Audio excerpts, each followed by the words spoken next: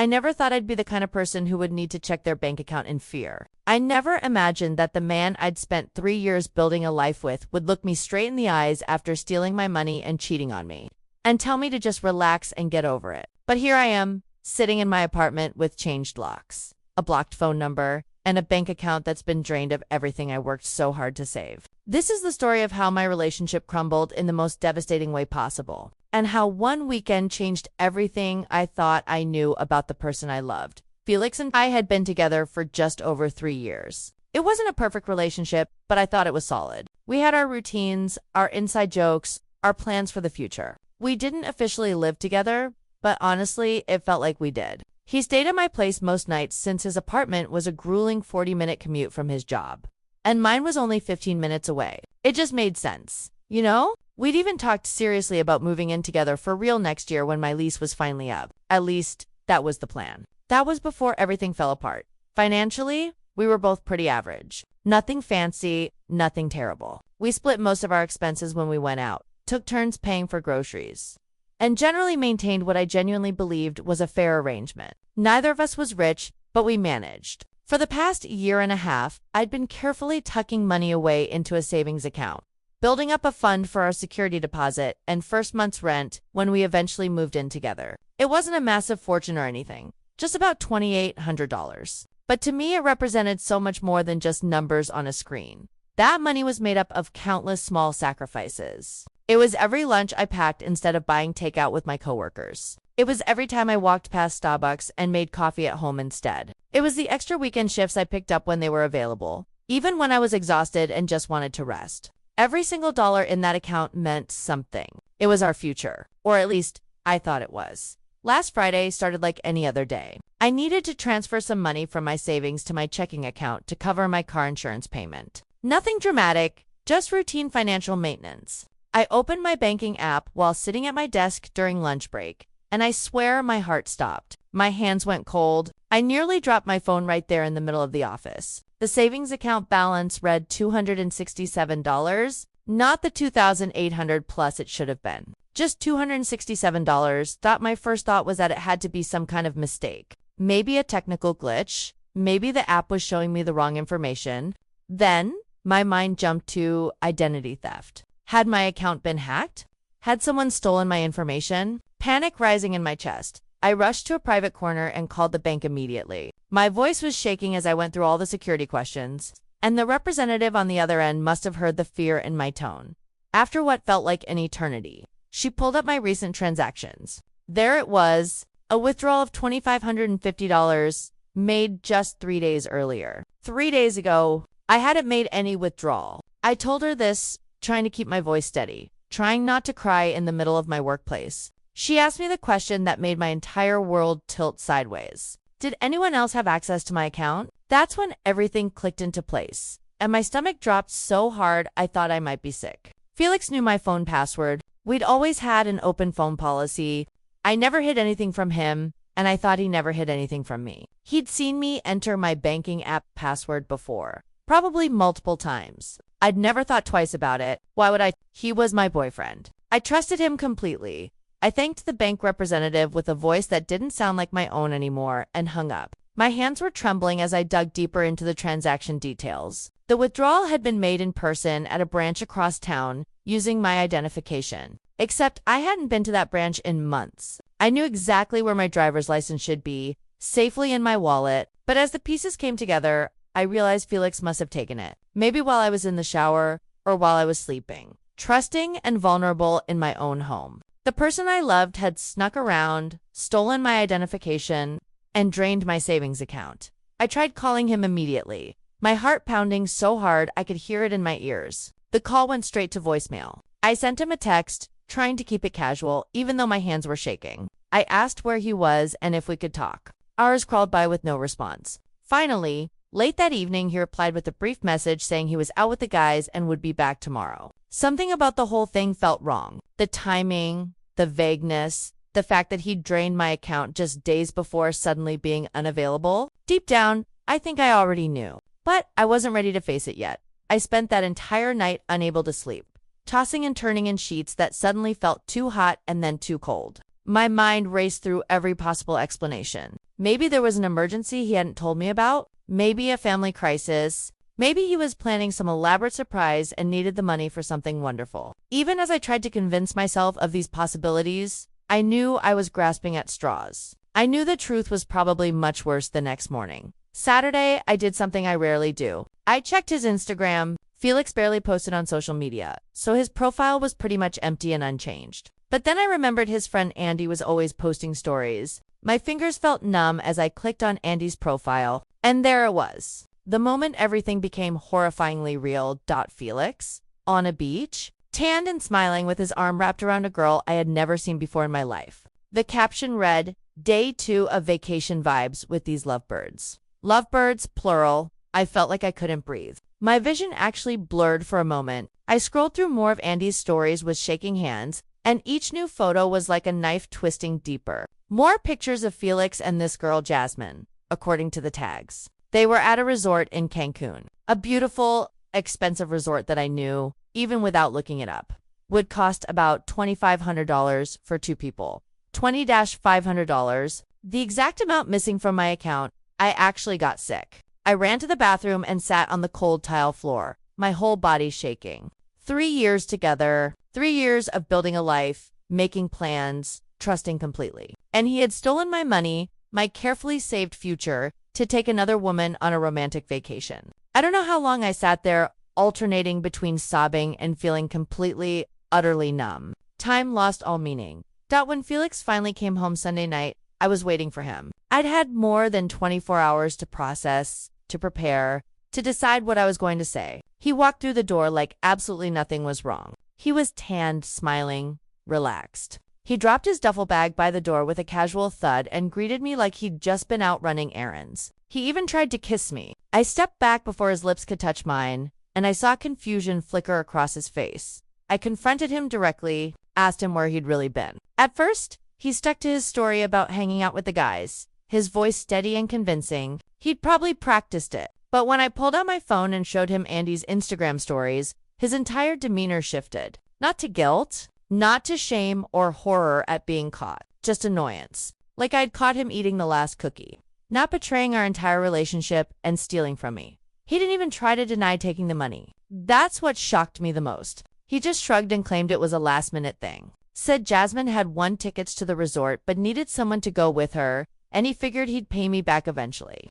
Like that made it okay. Like stealing $2,500 from your girlfriend's savings account. Was just borrowing sugar from a neighbor. When I pointed out that he could barely cover his half of the groceries most weeks. So how exactly was he planning to pay me back? He got defensive. His voice rose. He accused me of throwing his financial situation in his face. But what really truly floored me was when he tried to downplay the entire theft by saying it wasn't like he'd taken my rent money. It was just sitting there, not being used. Just sitting there. Like my 1.5 years of sacrifice meant nothing. I reminded him, my voice breaking, that it was our future apartment money. Money I'd saved specifically for us. For our life together. He had the audacity to laugh. Actually laugh. He said we weren't going to find anything decent for just $2,800 anyway, so what did it matter? Like that justified anything.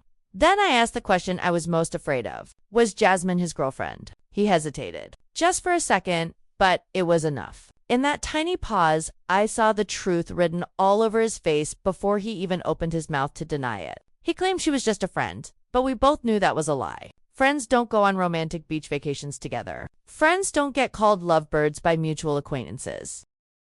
Throughout this entire confrontation, he was so dismissive it made my blood boil. He grabbed a beer from my fridge in my apartment that I paid for, and told me he didn't want to fight about this. He acted like I was the one being unreasonable. When I finally called him out directly for stealing and cheating, he looked me dead in the eyes with an expression of complete indifference and said, "Relax, you'll get over it." Those 5 words changed everything. In that moment, I realized this wasn't a mistake. This wasn't a one-time lapse in judgment or a moment of weakness. This was who he truly was. Someone who could steal from me, cheat on me, lie to my face, and then tell me to just get over it, like I was being dramatic about something trivial.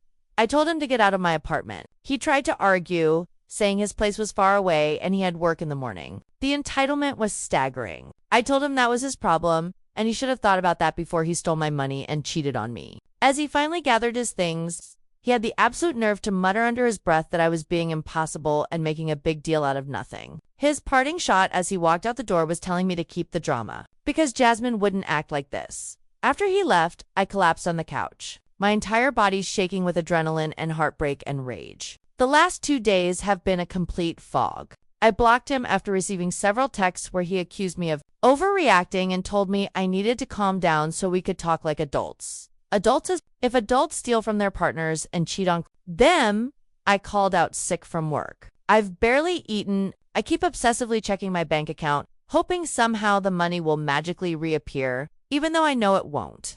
I called the bank again this morning, desperate for any solution. But since Felix had access to my ID and knew my passwords, they said it would be considered unauthorized use rather than outright fraud. My best option would be to pursue it as a civil matter, which means lawyers and time and money I don't have. Part of me wants to report the theft to the police. He committed a crime. He stole from me. But we've been together for 3 years. And despite everything, the thought of him getting arrested makes me feel sick. Then I remember the look on his face when he told me to get over it, and I feel a different kind of sick. Today, I'm taking back what little control I have left. I'm changing all my passwords. I'm opening a new bank account at a different bank entirely. Tomorrow, I'm getting my locks changed. I don't know what happens next, but I know one thing for certain. I will never let anyone make me feel this powerless again.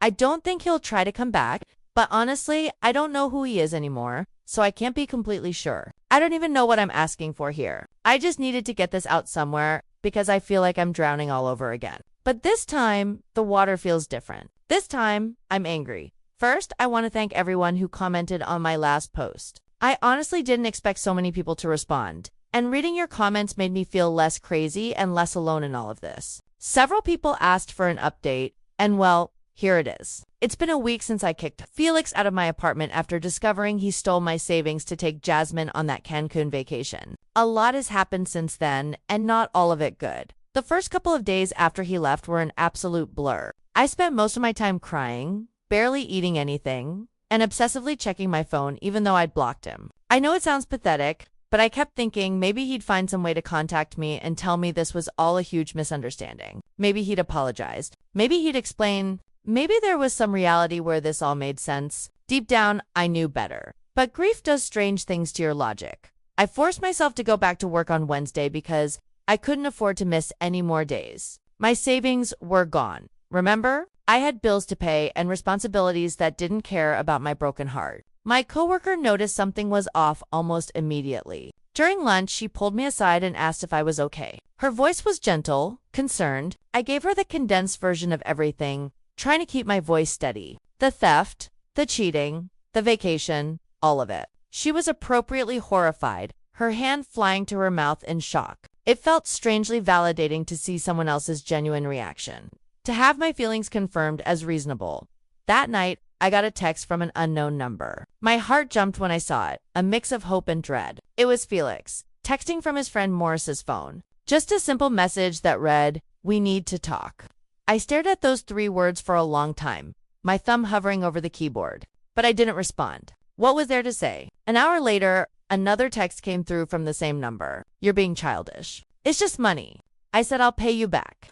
Just money, like my 1.5 years of sacrifice meant nothing. I blocked Morris's number too. Thursday passed uneventfully, which felt like a small mercy. But Friday is when things really went downhill in a way I never could have predicted. My friend Carla called me that afternoon, insisting I needed to get out of my apartment. She wasn't taking no for an answer. I was reluctant, honestly. The thought of putting on real clothes and pretending to be a functioning human being felt exhausting. But she was right. I'd been alternating between work and hiding under my blankets, scrolling mindlessly through TikTok and trying not to think. So I agreed. We went to this bar downtown that hosts trivia on Friday nights. It's usually crowded and loud, full of energy. Carla thought it would be good for me to be around people, to feel normal again. And for a little while, it actually worked. I was laughing at Carla's terrible guesses during the music round, sipping my drink, feeling almost human for the first time all week. Then I went to the bathroom. When I came back, I froze in my tracks. My blood ran cold. Felix was there. Not just Felix, but Andy, Morris, and 3 other guys from his friend group. They were at a table across the room, drinks in hand, laughing loudly about something. They hadn't seen me yet, and I wanted to keep it that way. I immediately grabbed Carla's arm and told her we needed to leave now. But as I was gathering my jacket with shaking hands, Andy spotted me. I watched his face change, watched that smug smirk spread across his features. He stood up and headed straight toward us. Andy approached our table with this infuriating confidence, making loud comments designed to carry across the bar. He said I was crying over my piggy bank and that Felix had been moping all week because of my overreaction. According to him, it wasn't like Felix spent my money on drugs or something serious. It was just a vacation with a hot girl. And any guy would have done the same. Boys will be boys, right? The casual cruelty in his voice made my hands clench into fists. I tried to stand my ground, my voice shaking slightly as I reminded him that Felix had stolen from me. But Andy just rolled his eyes dramatically, like I was being ridiculous. By this point, Felix had noticed the commotion. I watched him stand up, watched him head over with Maurice and the others. They effectively blocked our path to the door. Surrounding our table in a semicircle, Felix acted so casual, like we were just bumping into each other at the grocery store or something, equally mundane. His tone was almost friendly as he insisted I needed to unblock him so we could sort this out like adults. When I firmly stated there was nothing to sort out, that he stole my money and cheated on me, Morris and another guy started snickering. Actually snickering like this was all some hilarious joke. Felix's defense was pathetic. He admitted that taking the money without asking was wrong, sure, but he didn't think it was stealing because we're together and what's mine is his. The entitlement was staggering. He insisted Jasmine was just a friend and that it wasn't a romantic vacation because Andy and Morris were there too. It was a group thing, apparently. Just friends on a friendly trip to a romantic beach resort. When I pointed out that Andy's Instagram literally called them lovebirds, Andy mumbled something defensive about it just being a joke. His face flushed slightly, caught in the contradiction. That's when I heard a female voice behind me, sharp and cutting. My humiliation, which was already at peak levels, somehow reached a whole new dimension. It was Jasmine. Actually, Jasmine, in the flesh, asking if I was the one having a meltdown over a few dollars. I turned to face her. This woman who'd gone on vacation with my money and my boyfriend. When I tried to explain that he stole my savings, she looked me up and down with this pitying expression that made my skin crawl. She called me pathetic for being this worked up over $2,000. I corrected her, my voice tight. It was actually $2,550, and it had taken me over a year to save. Her response still haunts me. She threw her head back and laughed, genuinely laughed, and said that was even sadder. The sound of her laughter cut through the bar noise, drawing more attention to our little scene.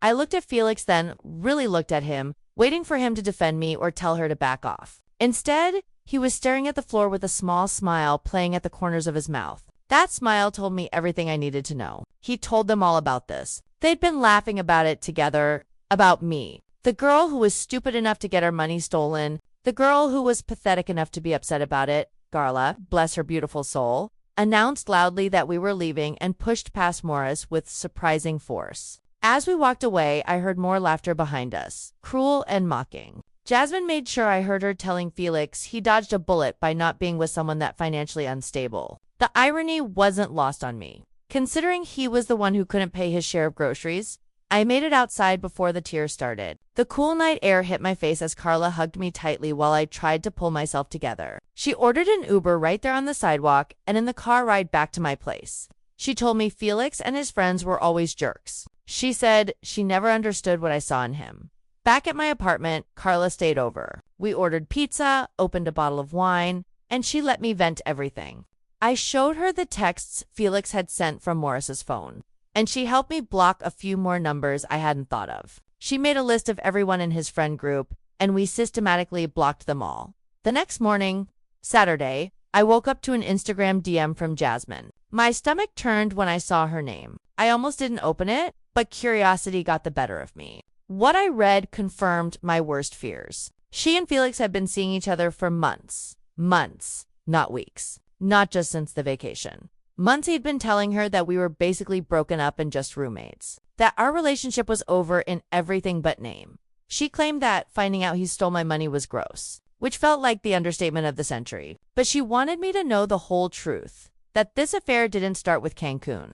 I took a screenshot of the entire conversation and then blocked her 2 months. All those late nights working. The weekends he said he was helping his buddy move. the mysterious phone calls he'd take outside, stepping onto the balcony or into another room. It all made sense now. All those little things I'd brushed off or explained away. I showed Carla the message when she woke up. She wasn't even surprised, just nodded knowingly. She pointed out that men like Felix don't suddenly decide to steal and cheat. They work up to it. It's a pattern, a progression. We spent Saturday making a concrete plan.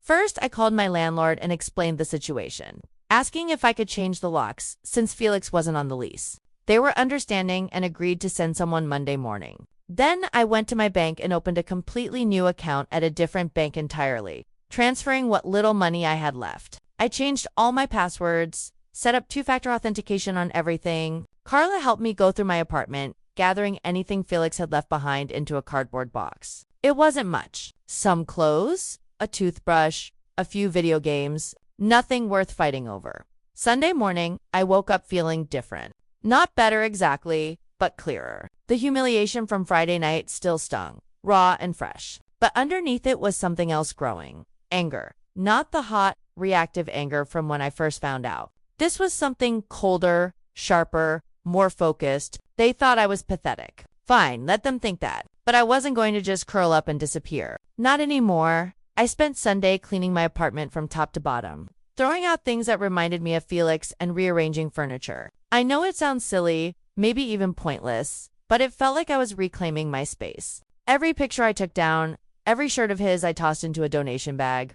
It was like removing pieces of a life that never really existed. The apartment looked different by the end of the day, more mine and less ours. I also sat down and made a detailed budget plan to rebuild my savings. It would take time, probably longer than the year and a half it took before, but I'd done it once. I could do it again. Monday morning, the locksmith came and changed my locks. The sound of the drill, the click of the new deadbolt, it all felt symbolic somehow. I felt an actual weight lift off my shoulders knowing Felix couldn't just walk in anymore. He didn't have that power over me, not anymore. My space was truly mine now. I went to work feeling lighter than I had in days. When I checked my phone during my lunch break, my stomach dropped.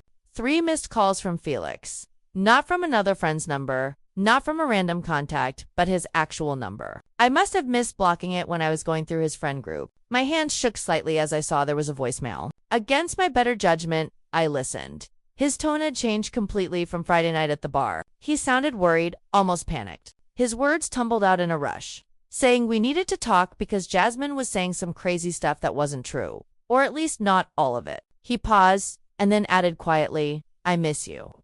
The manipulation was so transparent, it almost made me laugh. Almost. Instead, I deleted it without calling back when I got home from work that evening. There was a small envelope that had been slipped under my door, my new door, with my new locks.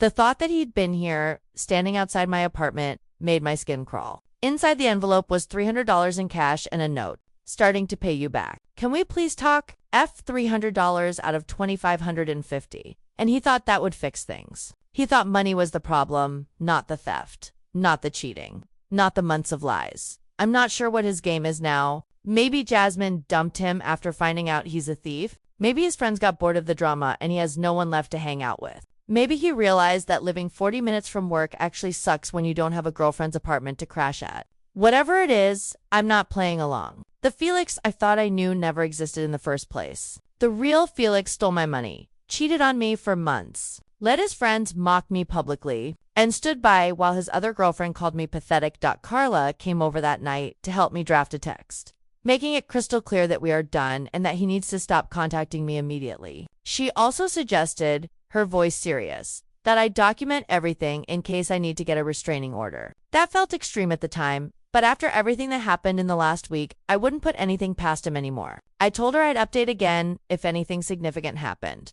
Well, something significant happened. Thank you all for the overwhelming support on my previous posts. Reading your comments has been both comforting and eye-opening, like having thousands of people validate that I'm not crazy for being upset. Many of you asked for another update, so here it is. It's been almost 2 weeks since the bar incident where Felix, Jasmine, and their friends humiliated me. Since then, Felix has escalated his attempts to contact me in ways I never could have predicted. The $300 he slipped under my door was just the beginning. He's shown up at my workplace twice. I had to pull my supervisor aside and explain the situation, which was absolutely mortifying. Imagine having to tell your boss that your ex-boyfriend stole from you and is now basically stalking you. He sent flowers to my apartment with apology notes attached. The kind of generic, "I'm sorry, please forgive me" messages you could find on any greeting card website. And then his mother called me. I didn't answer. I couldn't, not yet. Last Thursday morning, I woke up and got ready for work like normal. When I went out to my car, my heart sank. Flat tire. At first, I thought it was just bad luck. Just another thing going wrong in a series of things going wrong. But when I crouched down to look at it closer, I noticed a small, clean puncture that looked deliberate. Not like I'd run over a nail or driven through construction debris. This looked intentional. I can't prove Felix did it. I have no evidence, no witnesses, nothing concrete. But the timing feels suspicious. Too suspicious to ignore. I was already running late for work, so I had to call an Uber and deal with the tire situation later. Just another expense I didn't need. Another thing draining my already devastated finances. That was the final straw. After work, I didn't go home. Instead, I went straight to Carla's place. I was genuinely afraid Felix might be waiting at my apartment, and I needed space to think clearly. Carla made us dinner, something simple and comforting, and we sat down at our kitchen table to figure out a real strategy. Not just blocking him and hoping he'd go away, but a comprehensive plan to extract him from my life permanently. Asterisk. You need to think of this like a chess game, Carla said, pointing at me with her fork for emphasis. He's made his moves. Now it's your turn. I've never been good at chess, but I understood what she meant. Up until now, I'd been purely reactive, changing my locks after he tried to come over, blocking numbers after he contacted me. I needed to be proactive instead of reactive. I needed to stay 3 steps ahead. We made a detailed list of everything I needed to do. Get out of my lease completely. Financially disentangle myself from anything connected to him. Document absolutely everything for potential legal action. Contact his family with the truth. Reach out to mutual friends before he could spin his version of events. And most importantly, prepare for potential escalation.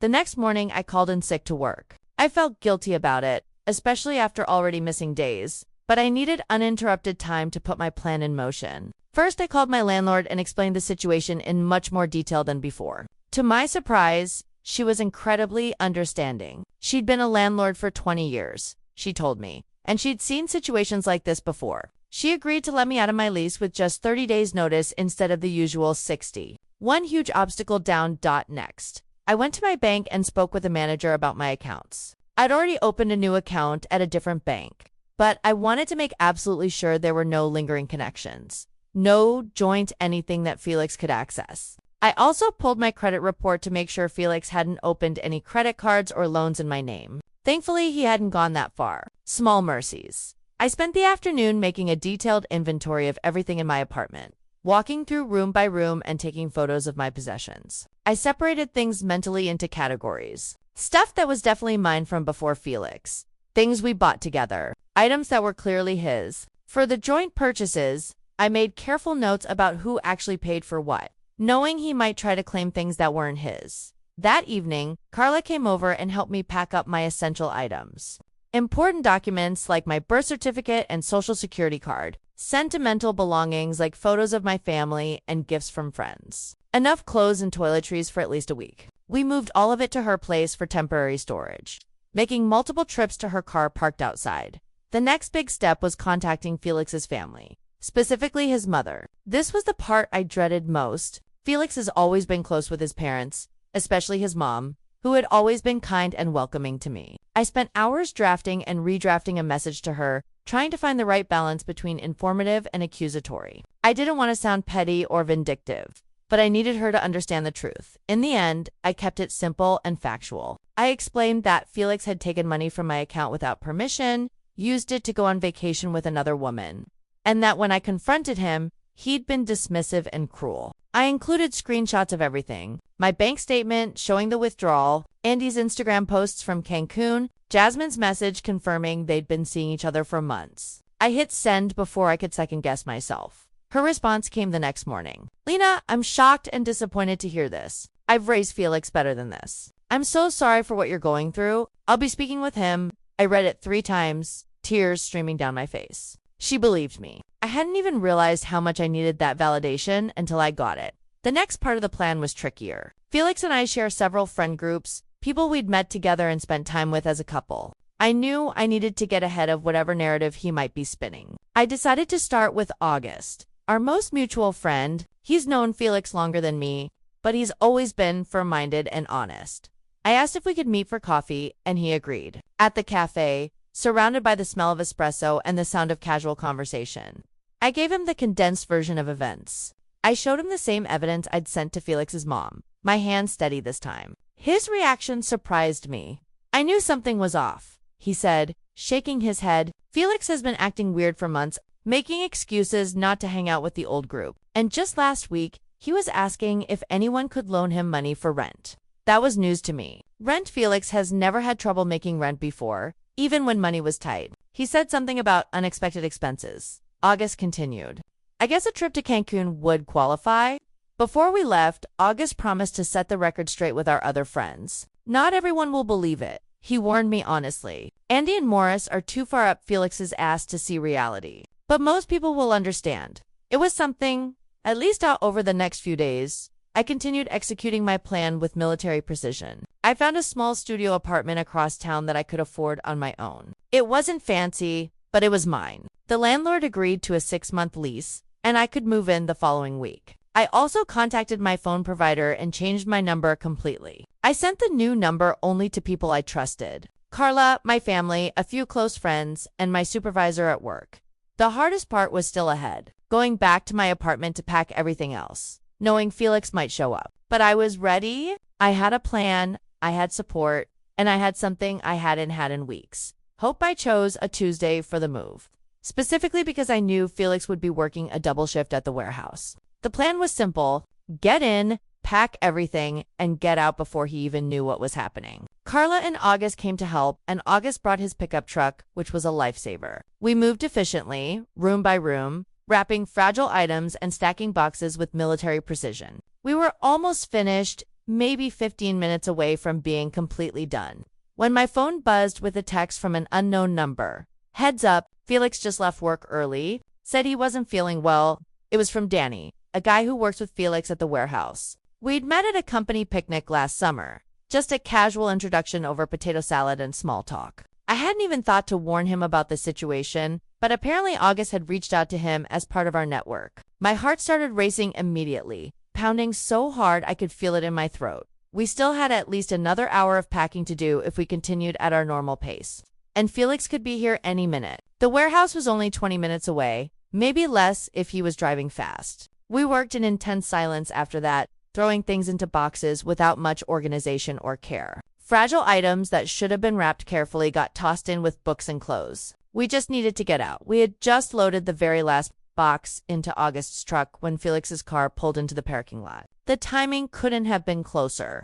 August quickly jumped into his truck and started the engine. Carla and I practically ran to my car, fumbling with the keys. As we pulled out of the parking space, Felix spotted us. The look on his face as he realized what was happening is something I'll never forget. First confusion, his eyebrows drawing together. Then shock, his mouth falling open. Then pure anger, his face actually flushing red even from a distance. The rest of the day was a complete blur of moving boxes, assembling furniture in my new studio apartment, and jumping nervously every time my phone buzzed. Felix had somehow gotten my new number, which I'd only given to a handful of people, and was sending a stream of texts. Some were apologetic, begging me to reconsider. Others were angry, calling me vindictive and cruel. Still others were just pleading, saying he couldn't live without me. I didn't respond to any of them. Instead, I took careful screenshots and added them to my growing folder of documentation. That night, sleeping in my new place for the first time, I felt strangely calm despite everything. The apartment was bare bones, just a mattress on the floor, boxers stacked everywhere, and a fridge that was empty except for a pizza box and some beer that August had brought over. But it was mine. No memories of Felix lingered in these walls. No wondering if he'd show up unannounced. Just peace and quiet and possibility. The next morning, I woke up to a voicemail from Felix's mom. She sounded tired and incredibly sad, her voice heavy with disappointment. Lena, I spoke with Felix. He admitted everything. I don't know what to say except I'm so sorry. He wasn't raised this way. If you need anything, please let me know. I saved the voicemail, adding it to my documentation folder. It's been 3 days since the move now. Felix's attempts to contact me have become less frequent, but somehow more desperate. Yesterday, He emailed me saying Jasmine had broken things off with him after finding out the whole story, and that he realized what a terrible mistake he'd made. I didn't respond. I'm still staying with Carla most nights, only going to my new place to grab clothes or other necessities. I'm not ready to fully settle in yet. Partly because I'm still organizing everything, but mostly because I'm afraid Felix might somehow find out where I live. The whole situation is exhausting and scary and sad all at once. Hey everyone! It's been about 3 weeks since my last update, and honestly, a lot has happened. First, thank you all for your advice and support. Reading your comments has helped me stay strong when I've been tempted to respond to Felix's messages. Several people suggested getting a security camera for my new apartment, and I took that advice seriously. I ordered an inexpensive doorbell camera from Amazon and installed it myself after. I moved out and contacted Felix's family and friends. There was radio silence from him for about 4 days. At first, I was genuinely relieved, thinking maybe he'd finally gotten the message and was moving on with his life. I should have known better. The silence broke last Monday morning. I was getting ready for work, standing in front of the bathroom mirror, putting on makeup, when my phone buzzed with a text from yet another unknown number. I know you're reading these. You can't just throw away 3 years. We need to talk. I blocked the number without responding, my hands shaking slightly as I hit the button. By lunchtime, he'd found another way to contact me. This time through a fake Instagram account with no profile picture and a generic username. The message was longer but essentially said the same thing. I was overreacting. He made a mistake. We could work through this if I'd just give him a chance. What struck me most was how there was still no real acknowledgement of what he'd actually done. No, I'm sorry I stole from you, or I'm sorry I cheated on you for months. Just I made a mistake, like he'd forgotten to take out the trash or missed a dinner reservation. That evening, August texted asking if I wanted to grab dinner. He'd been checking in regularly since helping me move, which I appreciated more than I could say. Over pad thai at a small restaurant near my new place. August filled me in on what he'd been hearing through the grapevine. Apparently, Felix's life was starting to seriously unravel in ways I hadn't anticipated. Jasmine had broken things off completely after learning the full story from multiple sources. She'd been under the impression that Felix and I were basically roommates who occasionally hooked up, not a committed couple planning a future together. When she found out the truth, she wanted nothing to do with him. Felix's parents had cut him off financially. I hadn't even known they were helping him with bills, but apparently they'd been covering his car insurance and phone plan for months. Andy and Morris were still hanging out with Felix, but most of our other mutual friends had distanced themselves completely. Most significantly, Felix was struggling to make rent. His apartment had always been more expensive than mine, and without my place as a crash pad closer to work, he was spending significantly more on gas. Plus, he'd blown through whatever savings he had on that Cancun trip. The next morning, I woke up to an email from Felix's mom. She wanted to meet for coffee to return some of my things that had apparently been at their house. Things I'd left behind during holidays and family dinners over the years. When I arrived at the coffee shop, she was already there waiting, looking tired with dark circles under her eyes that made her look years older. She apologized profusely for Felix's behavior and mentioned that he had moved back home temporarily because he couldn't afford his rent anymore. She said he wasn't handling it well, angry at everyone around him and not understanding that these were the natural consequences of his own actions. Before we parted, she hugged me tightly and told me I deserved so much better from him. I cried in my car afterward, not for Felix, but for the relationship I'd thought we had, for the future we'd planned, for the person I'd believed he was. The next few days were relatively quiet. I settled into a routine at my new place and started the slow process of rebuilding my savings account. For brief stretches of time, sometimes even hours, I would forget about the whole Felix situation. Then Friday happened. I was at the grocery store, just picking up basics, when I spotted Morris watching me from the end of an aisle. My stomach dropped instantly. If Morris was here, was Felix nearby too? I abandoned my cart and headed straight for the exit. In the parking lot, I nearly collided with Andy. Surprisingly, Andy actually apologized for his behavior at the bar that night. He admitted that Felix had told them we were on the rocks and that the money was partly his anyway. So they hadn't thought it was a big deal. When I asked what prompted this sudden change of heart, Andy revealed that Felix had been behaving strangely lately. Angry all the time, borrowing money from friends without repaying it, even getting drunk one night and punching a hole in Morris's bathroom wall. Most concerning was that Felix kept talking about me like I was coming back any day now, like it was inevitable. When I got home, there was a package leaning against my door with my name written on it in Felix's handwriting. My hands shook as I brought it inside. Inside was $500 in cash and a rambling letter that jumped between apologies, explanations, and desperate pleas for another chance. He mentioned selling his gaming console to start paying me back and that he'd been to 2 therapy sessions. Later that night, my phone rang with an unknown number. Against my better judgment, something made me answer it. It was Felix, and he was clearly drunk, his words slurring together. He asked if I'd received his package. When I confirmed I had, his tone turned desperate. He rambled about everything falling apart. His parents treating him like a teenager, Jasmine refusing to speak to him, friends thinking he was terrible. He insisted that people make mistakes and that I couldn't throw away 3 years over one mistake.